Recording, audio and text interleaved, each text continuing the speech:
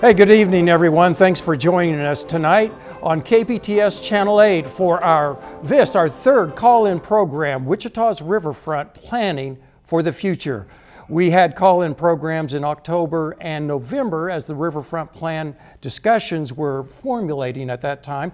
Well, the design team for the Riverfront Legacy Master Plan Coalition now has final recommendations for the East Bank of downtown Wichita. And we have a great panel here to help answer your questions about those final recommendations, including, what the plan includes and doesn't include. We'll talk about estimated costs for the projects and some of the reasons for the directions that they took. Now, here's the number to call us. It's 316-491-5787. But before we take your questions, we're going to have two video reports to show you. Let's first take a brief look at what the design team for the coalition's local booster organizations came up with. I think this plan helps us take our city to the next level. This is the plan the design team has as part of its final recommendations for the Riverfront Legacy Master Plan. It's a very ambitious, but it's a great, inspiring plan. An ambitious plan, says Jeff Fleur, president of Downtown Wichita and the Greater Wichita Partnership Riverfront Coalition members. The plan was shown this week to a packed house of about 600 in West Wichita of mostly supporters of the Riverfront plan. Folks here heard the final recommendations of the design team hired by the 7 booster organizations funding it. And this is a critical moment for Wichita. This is a moment to really create a signature riverfront that's distinctive across the country. The Riverfront Plan is broken down into 4 types of projects. Those include performing arts, green space, convention center, and infrastructure. The final recommendations aren't all about new buildings. Design supporters talk about changes bringing new green space and river activation. I love the green space. That's my favorite thing about that, and that connectivity and the biking and the walking and the idea of what can take place in that space. It's going to be, you can come in with your family and have a picnic at no cost. There's all sorts of things and activation and things that we can engage in that space. The plan calls for a new performing arts center and a new convention center, among other things. The plan comes with a hefty price tag, but costs, supporters say, don't come all at once. So there's 17 projects here we're talking about $1.1 billion, and they aren't all done at one time. There'll be a phasing of these. But it's what's not in the plan that upsets many in Wichita. Century 2 and the former Central Library would be removed.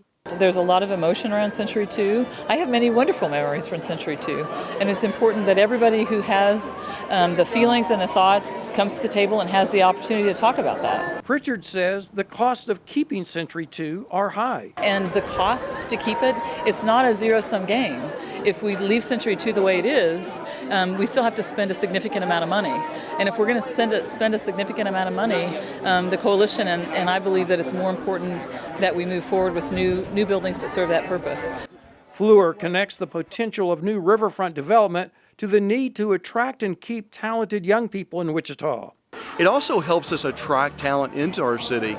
Still, for some, will be the sticking point over Century 2. One of the designers said that Century 2 is a purpose-built building whose purpose has passed.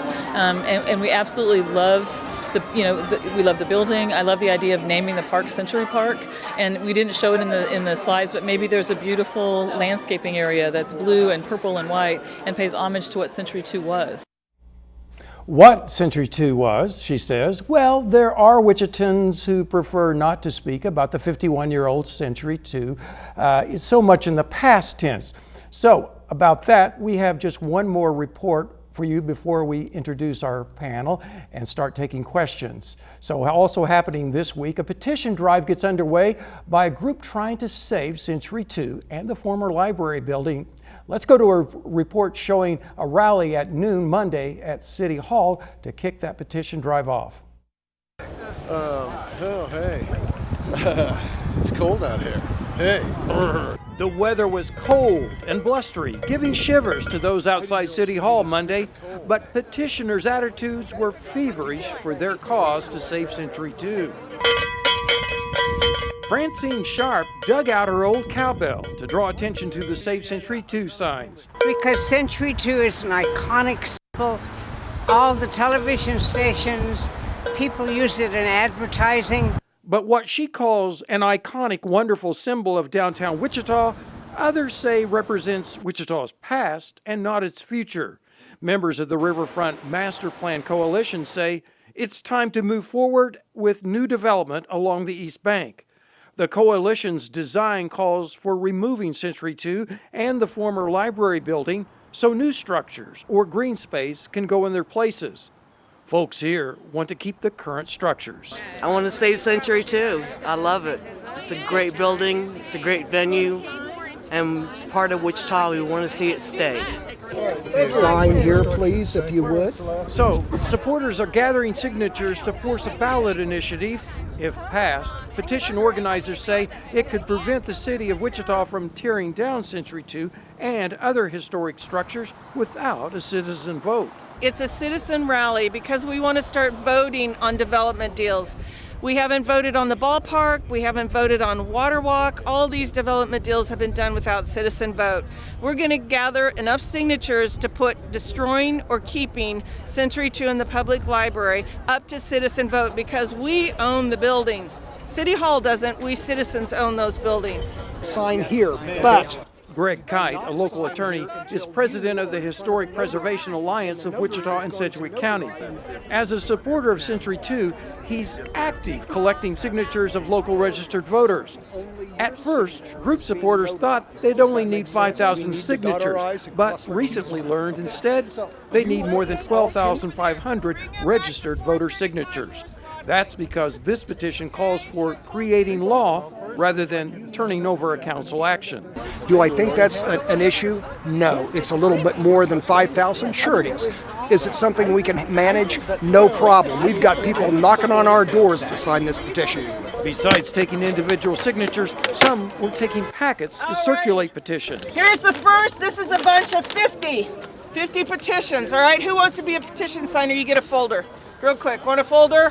Who's taking a folder? Back in 1961, citizens voted to build Century 2 in the library, so we want to vote just like they did 50 years ago to make our own fate for the buildings. Rosette says they have 6 months to collect names of registered voters in Wichita, but she doesn't think it will take that long. So it's been around for a long time. The Big Blue Hamburger is really wonderful. But if they're not successful, that Big Blue Hamburger, as she affectionately described Century 2, could get consumed. Yay, everybody! Woo!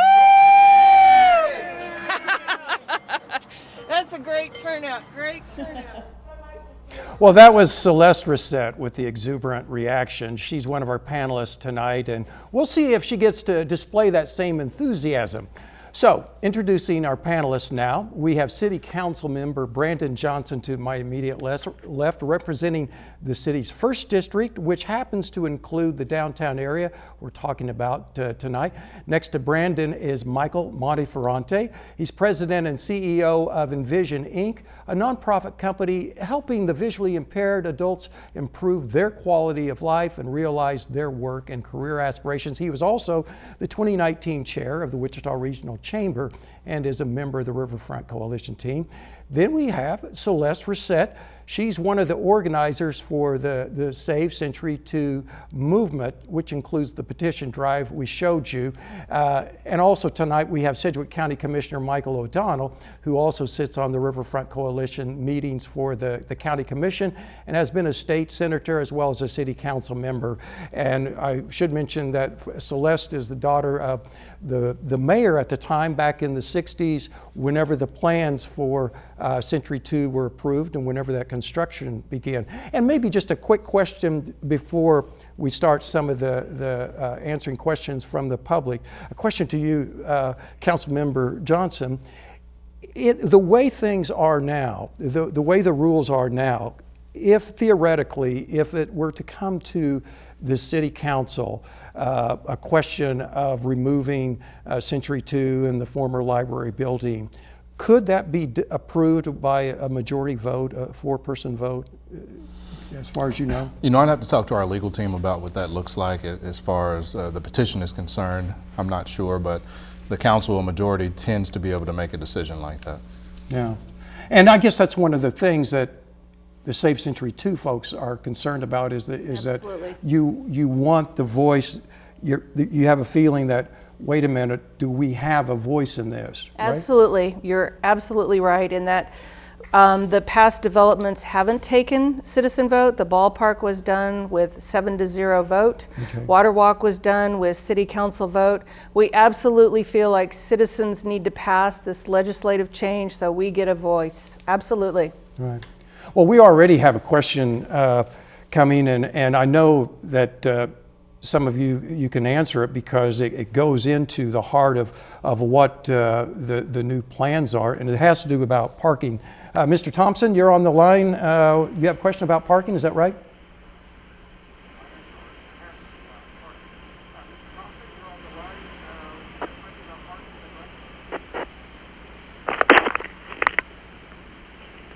Well, it could be we've lost Mr. Thompson, but his question I know was about parking. What about they're planning on a lot of things down there, but parking's got to be, that's always a critical thing with any kind of development, especially downtown, because parking's usually at a premium.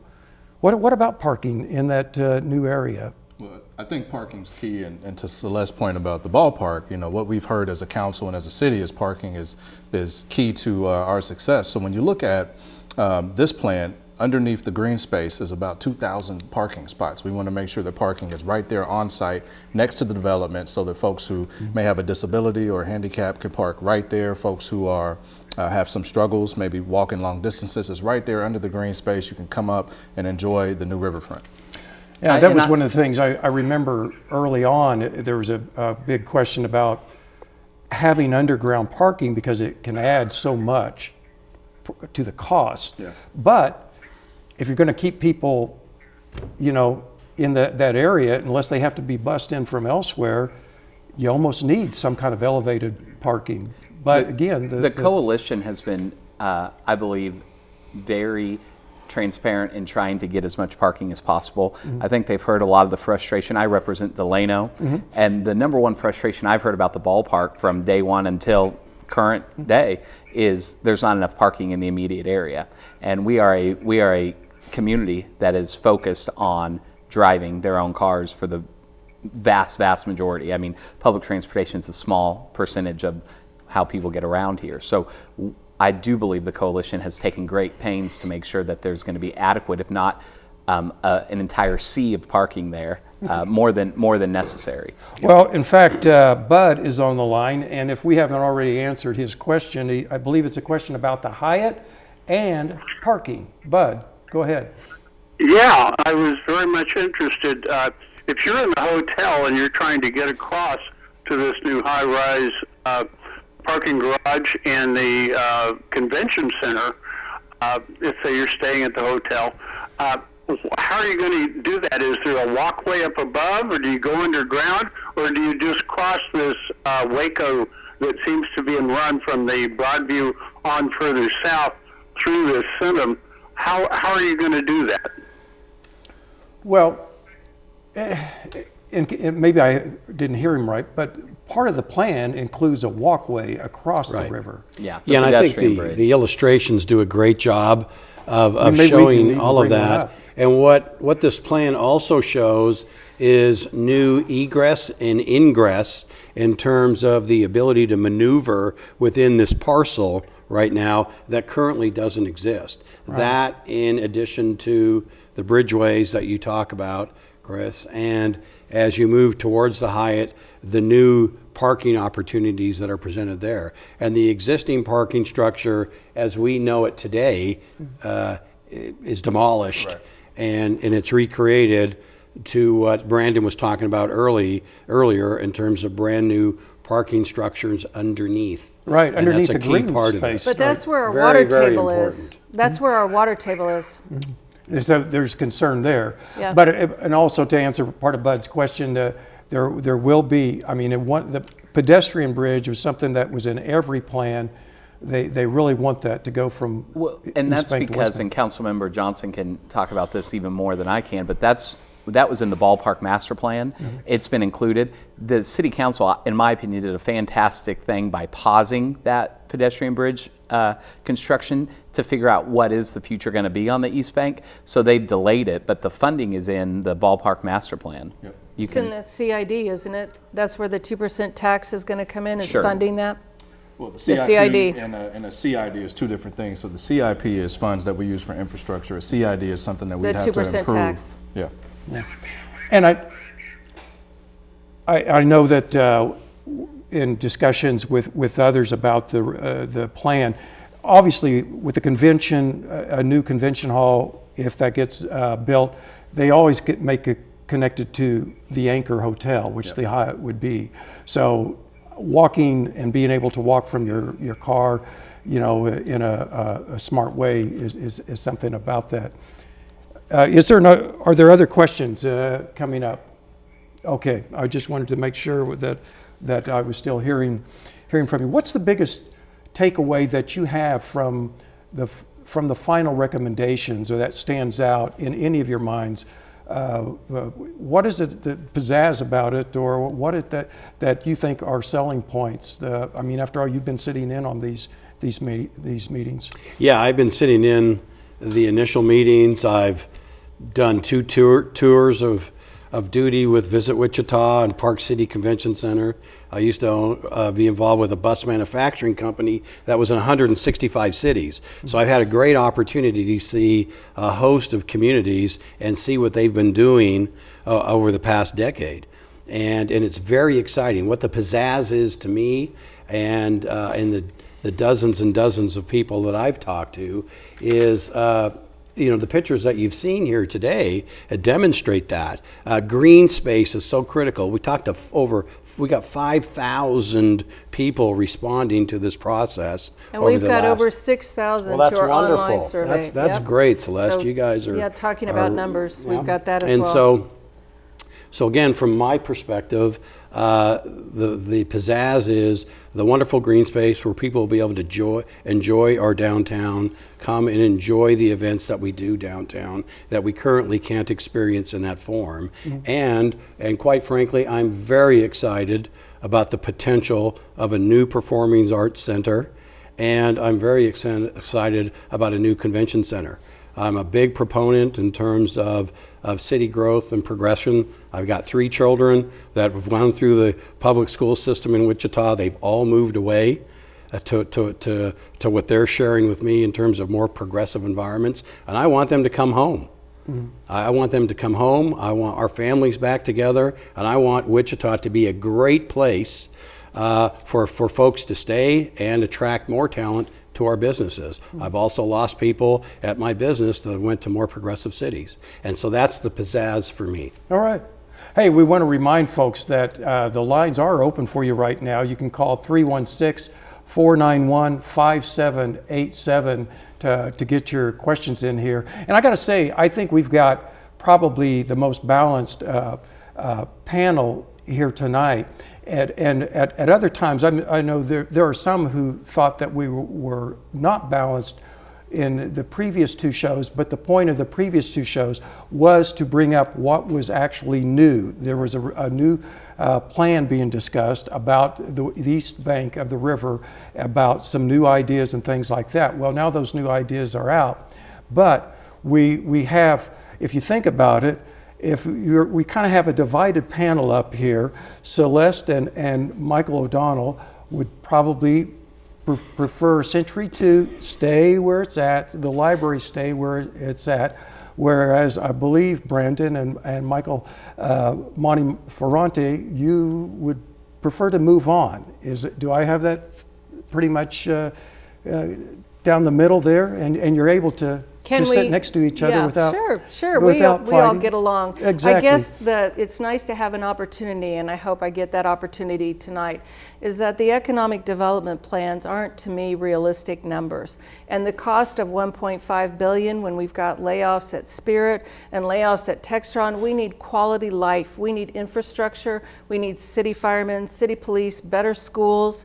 This, to me, is not where we should be spending our money. If we want to bring families back into Wichita, we absolutely need to focus on quality of life, not a 400,000 square foot convention center. So thank you for giving me the opportunity. I hope we can discuss the numbers, discuss some of the cost benefit analysis studies. I'm an accountant and I've looked at them pretty closely and have never gotten answers to my questions about where they came up with those economic multipliers. So I've heard you say that before, that you have questions about the numbers Yes, that they absolutely. use, even the From questions the very about beginning. the cost that they say it would take to renovate it. Century 2 Yes. and make it viable. Yep, absolutely. Thank you for asking me. In the cost benefit analysis that was done in 2014, I've read all the reports. I read all the numbers. It's really interesting, but the number that they kick around for renovating Century 2 includes cladding the building with aluminum panel structures all the way around. That's like putting a tin cap on top of Century 2. It's not necessary. It includes building a pre-function addition for almost $34 million, where before you even enter the building, there's a pre-addition box for entering the structure. That's pretty silly. The other thing is, in the cost of $44 million, is to build another theater inside Century 2, but in the convention center. And in order to do that, you'd have to tear out part of the cement core. You'd have to rip out part of the steel supports in the roof, which are the trusses that support the roof. So they're absolutely inflated numbers. And I've tried to talk with Amber Luther at Populous. I've told Evan Russell, let's sit down. Let's talk about realistic numbers, not these crazy pie in the sky renovating the entire thing. And I haven't gotten them to return my calls and sit down with me. Well, even right now, Walt is on the line and he has a question about the costs involved with Century 2. Walt, what is your question? Well, my question was, what are the numbers being thrown around to keep Century 2? And you just answered that. Sounds like $44 million is what they're. Yes, that's right around the ballpark. And don't forget that they haven't included any of the tax benefits with the historic tax credits or renovation grants. Now, if you have any quibbling with the numbers, please speak up. Yeah, I was going to let Celeste finish what she wanted to say and listen to the second question. I think that's still coming in. But in regards to the numbers, right now, you know, the first volley of information on this entire project was just released Tuesday night, right? And so, and the focus was on the footprint of what's happening. And with that, there's been numbers released. I haven't heard the number that Celeste mentioned of 1.5. I've heard between 1 and 1.2. Okay. 1 and 1.2. I think that's the information that's been shared. That's what. And with that, now these next phases of information over the next 60 days, which everybody's been very transparent and honest about. At this point now, the revelation, the details, the meetings, the town meetings, the discussions with city council and the commission and the public will begin to now share and refine and clarify the information that you're hearing about today. So we'll be able to discuss those numbers one-on-one. I'll actually get to talk to Amber Luther at Populous about the estimates. I don't know the details of who's going to be talking one-on-one and in what capacity, but I do know that the focus of the coalition has been on transparency, and it's been a total public and private partnership in terms of discussion and very open in nature, certainly with the city council and certainly with the commission. Perhaps with them, but unfortunately not with me. I've tried to talk with them many times. I'd have to jump in. So city staff and council members have spent countless hours with Celeste about talking about the questions about tax incentives, how this is paid for, the plan, all of that. I mean, weekends when they could be at home with family, you know, they've spent that time with Celeste. Our vice mayor has. So the time is there. The questions have been answered. answered, but it continues to be more questions about this plan. And again, as a city staff, we continue to provide access to this information. We've not charged any Cora prices for this information. We continue to hand over documents and talk about Century 2, the master plan, and how this thing gets paid for. So and I don't mean to disagree with you, but when I filed my Kansas Open Record Acts request to find out the deferred maintenance on Century 2, the response I got was that there was no deferred maintenance.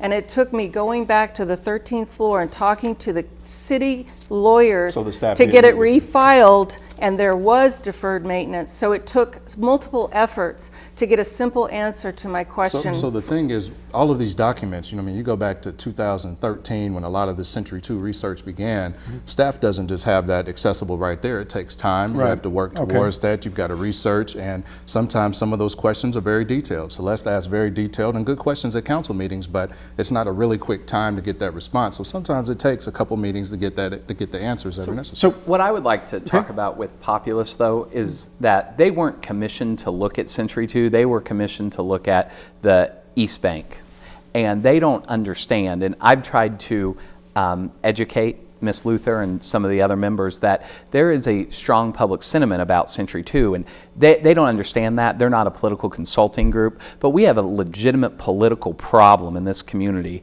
with Century 2. And that's why I did sign the petition that Celeste and the group put together, because the citizens are clamoring to vote on this, even people that want to tear it down. And I just don't understand why that is causing any type of consternation and why there's resistance to that. That should be something that every living person in Sedgwick County should want to be able to vote on that. And it seems like there has been resistance, and I'm baffled by that still, even by people that I might not agree with. And if the voters want to tear down Century 2, I am absolutely fine with that. But I feel like we need to have a binary choice, and right now it's being obfuscated by all these plans, but this isn't what Populous was commissioned to do. They weren't commissioned to talk about Century 2. And we'll get to the, I'm just thinking that Terry's on the line, and he's asking about the history, which may play into what we're talking about here. Terry. Yes. What's your question? What my question is how can they tear down something with such a value? Basically, what I'm trying to say is it was built by Frank Lloyd Wright. We have a museum out on the east side of town, which is a house. He's built stuff all over the world, and it's just a shame. When I was a kid growing up, I watched them tear down the Forum. I watched them build Century 2, and for all the years that I've gone there, my first concert I ever went to was at Century 2. Graduations, my kids from school playing in the concerts.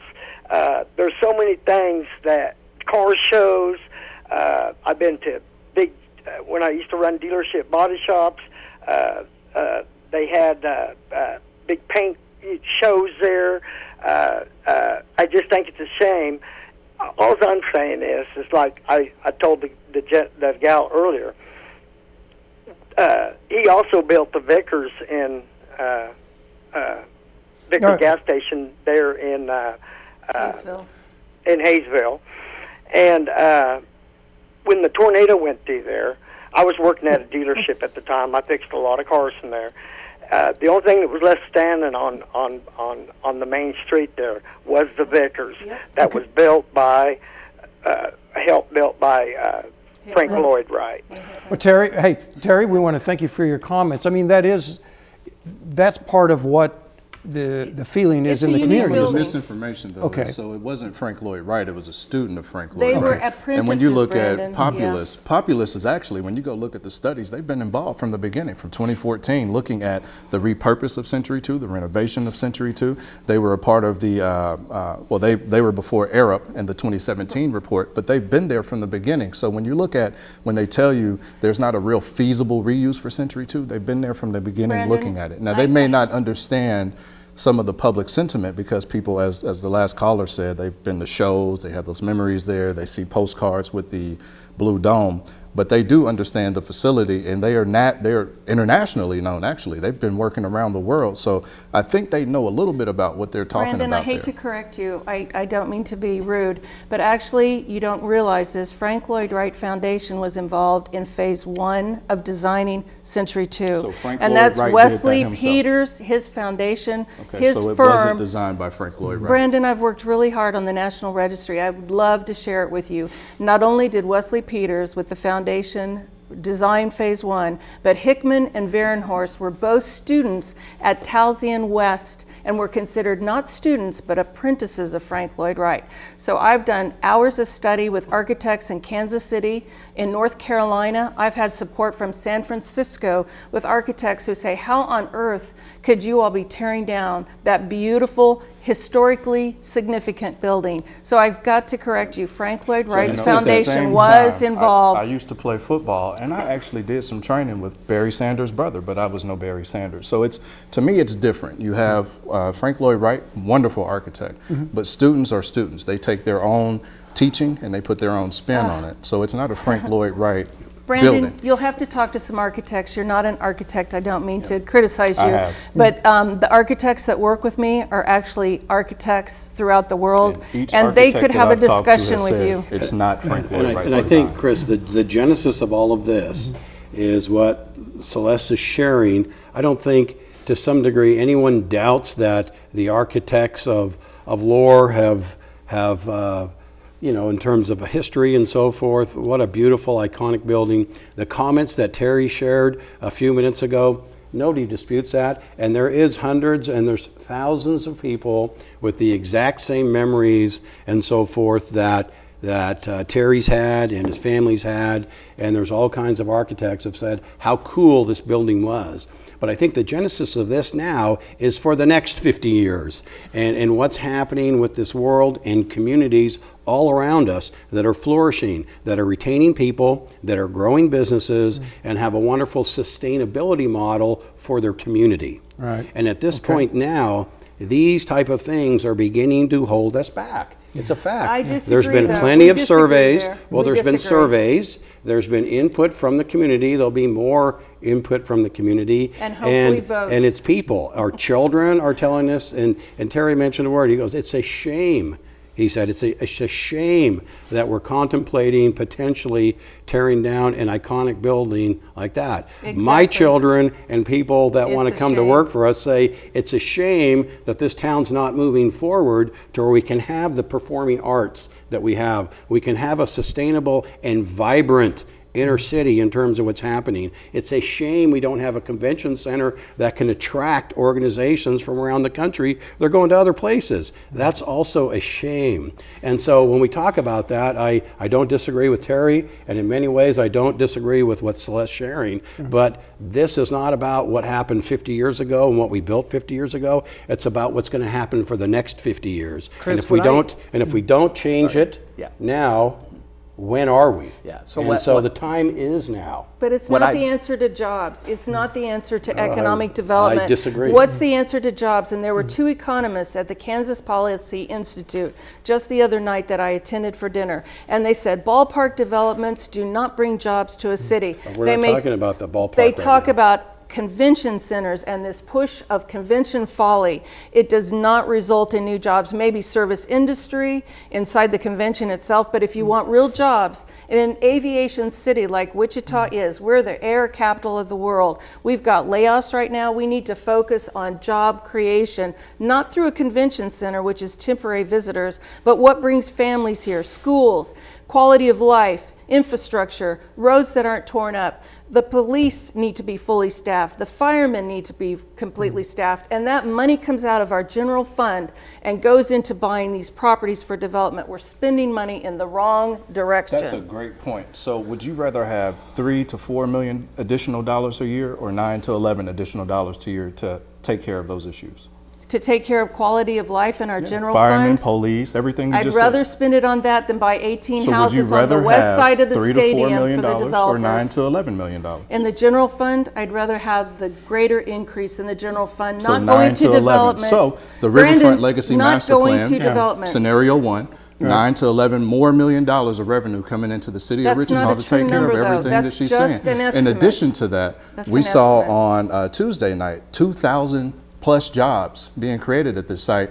And when you look at a private development, and you may ask, how can you do that? Just look at Union Station. Faneuil's there, 600 jobs in that small space.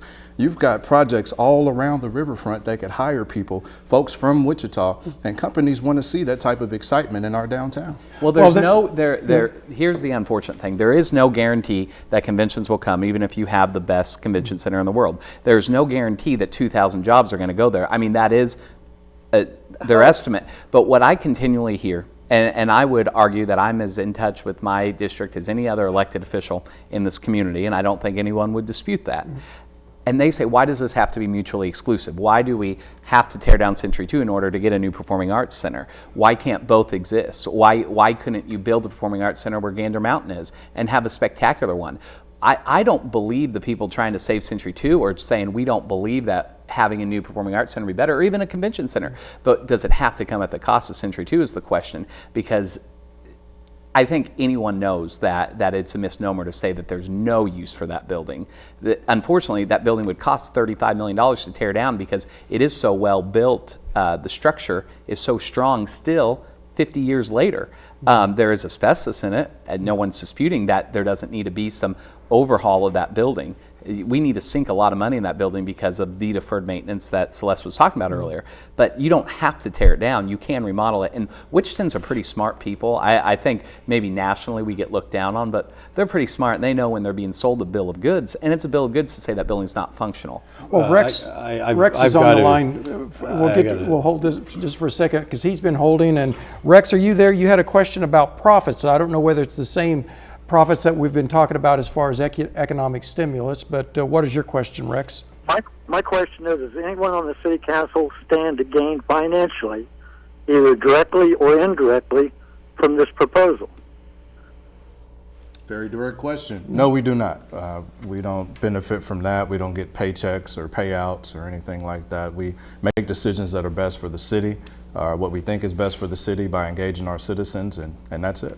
Yeah, no benefits. I would echo that. Yeah, there's no corruption in this. It's just a difference in philosophy, which goes back to let people vote on it, and everyone will live with whatever those results of that election are.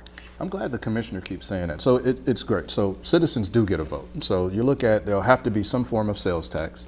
We just saw Tuesday that the proposed first phase was building a new performing arts center without touching Century 2 at all. That plays into what Kellen is asking. And there will be a vote. We are not just going to do anything. There are people that reach out to say, are you going to tear it down before anything happens? No. Citizens will have to vote on phase one if they approve phase one. And we'll need a sales tax because you look at phase one, they estimated anywhere from $255 to maybe $300 million. We don't have that money right now. Even if we moved everything into the CIP, canceled all projects, we may can come up with close to $100 million. So we still would have to go out to a public sales tax for that, and citizens would be able to say yes or no. If you look at phase two in this project, phase two is where the Century 2 question comes up. And that means if we approve phase one, citizens still have 3 to 5 years to figure out some type of reuse with Century 2. It doesn't touch it in phase one. However, I disagree because what happened with the ballpark, which is on the west side of the river, is they used STAR bonds for $70 million. They used a CID to get $30 million in bonds. They're using a TIF district. They're using industrial revenue bonds. They're using general obligation bonds. They did all of that. You're doing all of that development under an emergency ordinance, a fast track reading without any citizen vote. And that's what we don't trust. We don't trust City Hall. We want to have a vote and a say on development. So your numbers are a bit inflated. We want to have a vote. And the other thing is the ballpark development actually brought in a $127 million development just north of it.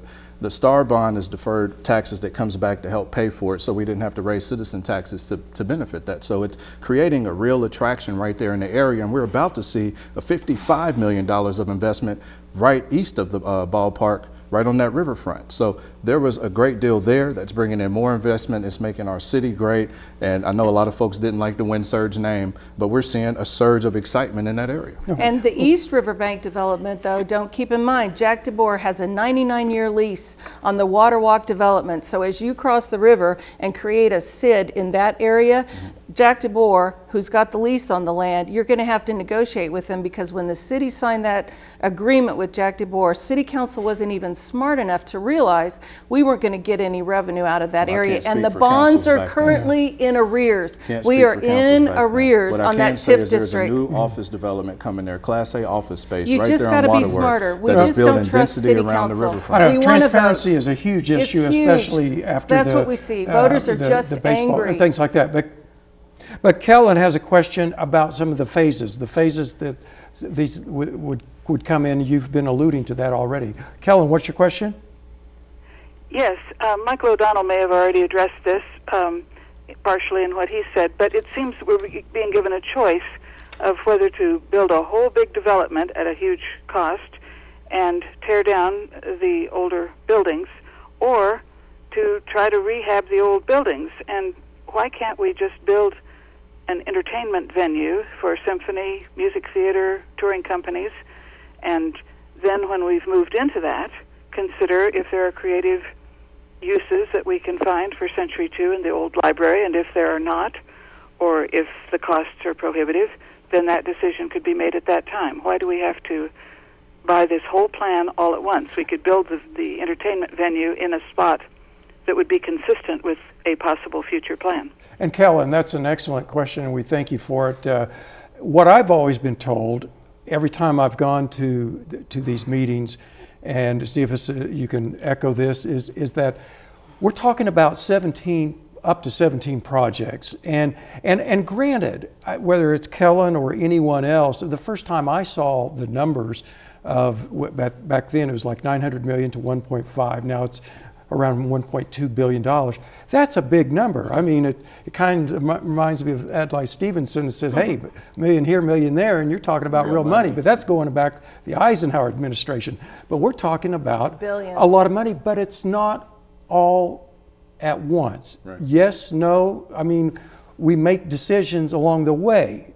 Because that is scary to see $1.2 billion, Wichita, but it's not necessarily the case all at once. Right. Help them with that. Well, that's the great thing about this plan, though, is you had to have a master plan that at least lays it out at this point so people can digest the vision. Okay. If you go at this at a piecemeal situation, you'll continue to have this controversy at every given turn about singular items without seeing what the vision is in terms of the overall master plan that suits all citizens of our community and our region by looking at the master plan versus focusing on one item. So the goal of the coalition, both in a public-private way and in a very transparent way with many meetings and thousands of people input, was to get that input so the master plan could be created by the voice of one,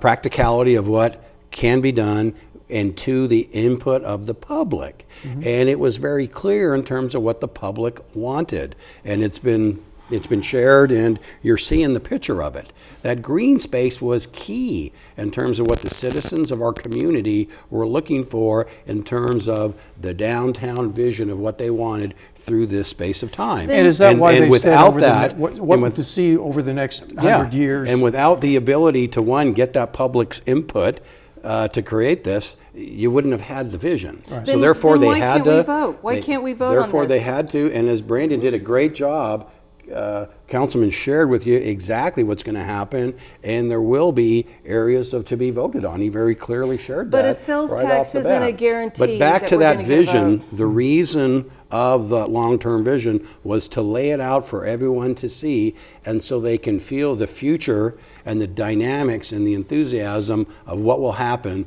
to Wichita if and when this gets built. No. And if it doesn't, you can see what Wichita is. Now, I can understand, and I think the two elected officials here can understand that we have a representative government. Mm-hmm.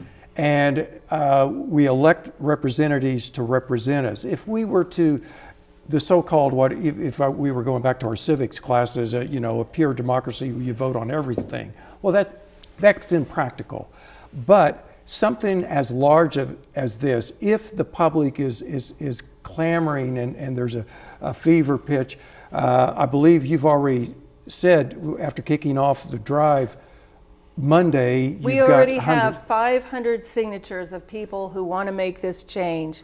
It's called an ordinance change. But that's talking about the tearing down historic. That's not necessarily voting on every single thing, right? Our policy change is actually getting City Hall to finally let the voters have a say. We didn't with the ballpark, we didn't with Water Walk, we haven't had a say. So what this ordinance, which is a policy change, would do, and it's allowed under our Kansas statutes. So luckily our forebears had the wisdom and the thoughtfulness to think citizens may at some point need to make a policy change, and that's exactly what this is. We want to have a voice, so this policy change will require City Hall, not county, but City Hall. This is a city-driven initiative.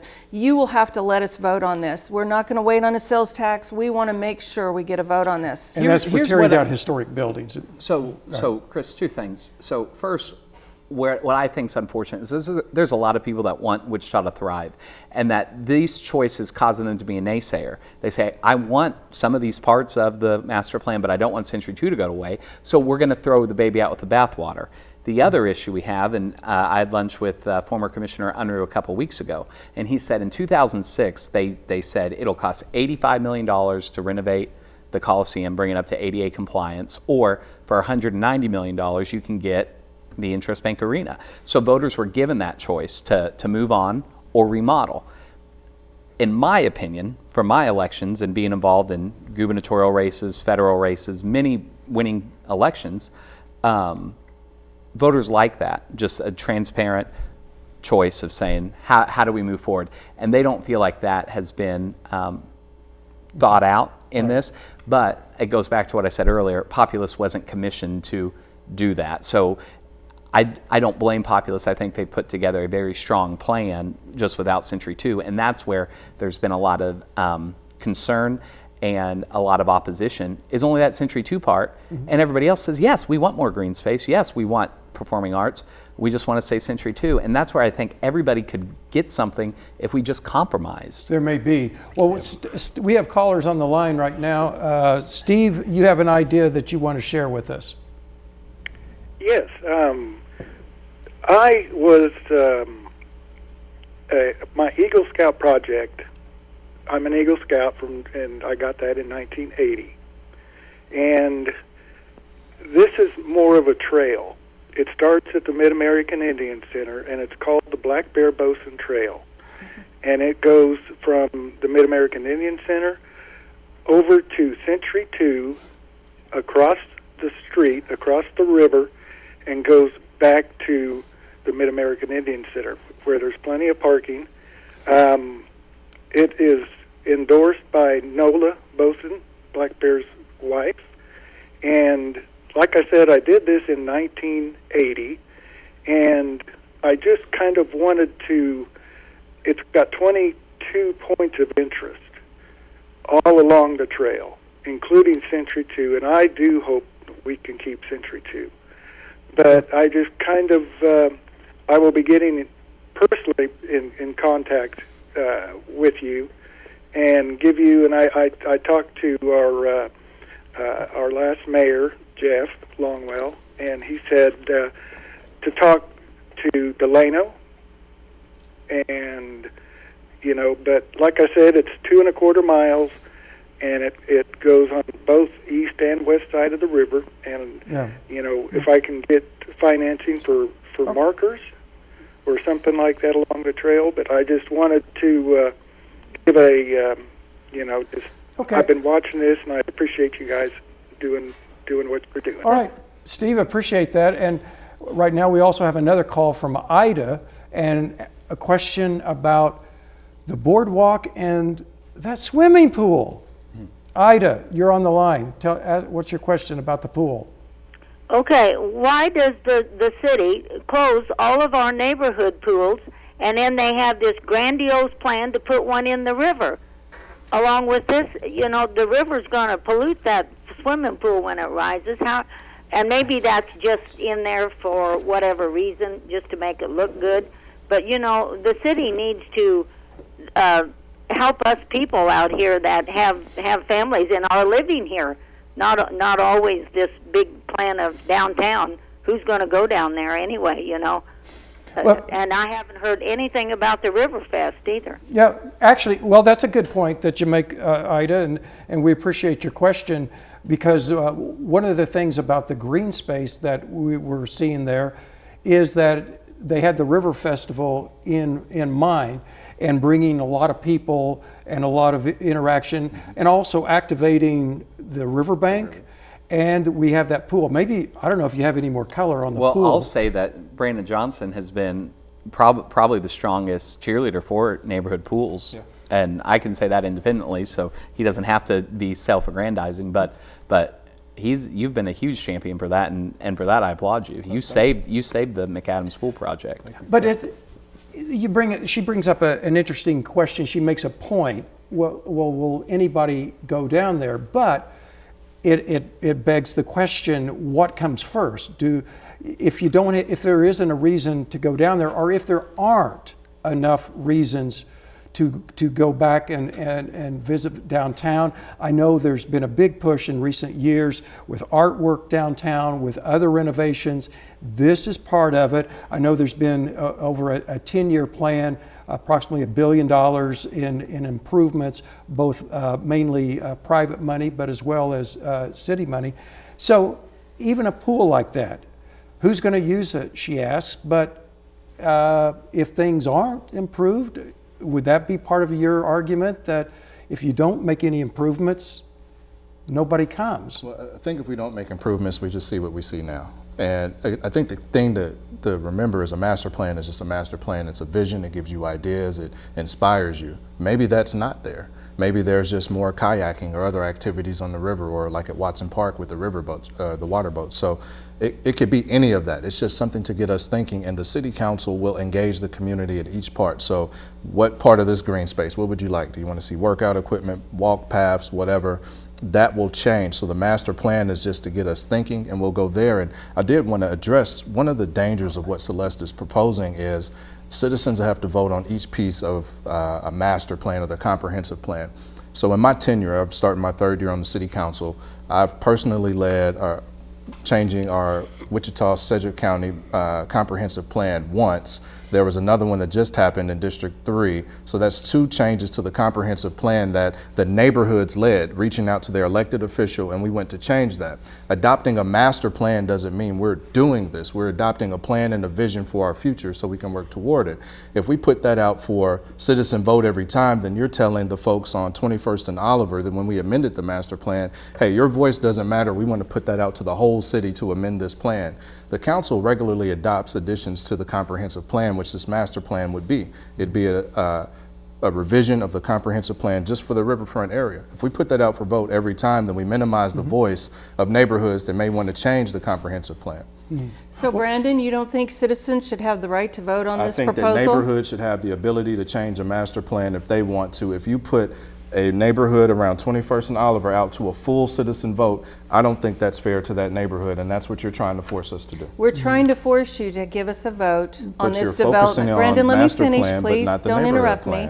We're asking you, City Hall, City Council, to let us citizens have a vote on this master plan, not through a sales tax, but to have a vote on this proposal that's being laid before us for $1.2 billion.